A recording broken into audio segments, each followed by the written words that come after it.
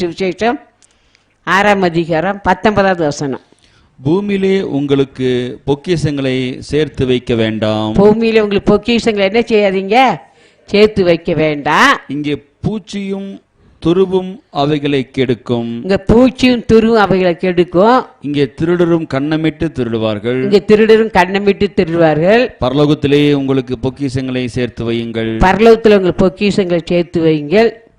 அங்கே பூச்சியாவது அங்கே பூச்சியாவது துருவாவது கெடுக்கிறதும் இல்லை, கெடுக்கிறதும் இல்லை. அங்கே திருடர் கண்ணமிட்டு திருடுகிறதும் இல்லை. அங்கே திருடர்கள் கண்ணமிட்டு திருடுவதும் இல்லை.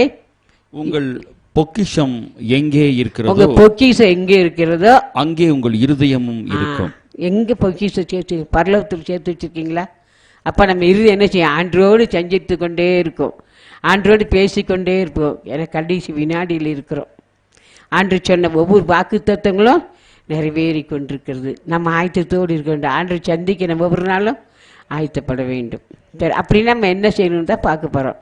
முதலாக பார்க்கிறோம், வாசிக்க கேட்ட 2 பேதின் புஸ்தகம் 3ஆம் அதிகாரம் 9வது வசனம்.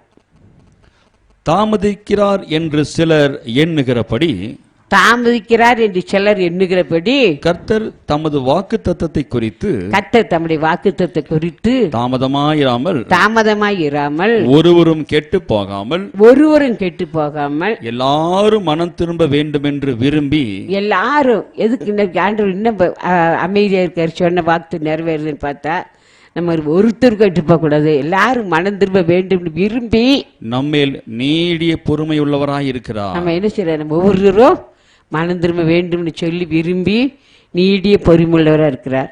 நம்ம மனம் திரும்பி இருக்கிறோமா? இல்லைன்னா ஆண்டவரை கேட்போம், ஆண்டவரே மனம் திரும்ப உதவிச்சிங்கப்பா, நான் எதுலேருந்து திருந்தேன் ஆண்டவரே, நான் எப்படி மாறணும், எனக்கு உதவிச்சிங்கப்பா. சர்ச்சைக்கு வரேன், காணிக்கெல்லாம் தரேன், எல்லாம் செய்கிறேன், ஆனால் நான் எதில் மனம் திரும்பின ஆண்டவரே எனக்கு உதவிச்சிங்கன்னு சொல்லி நம்ம ஆண்டவர்கிட்ட கேட்டால் ஆண்டவர் நமக்கு சொல்லி தருவார்.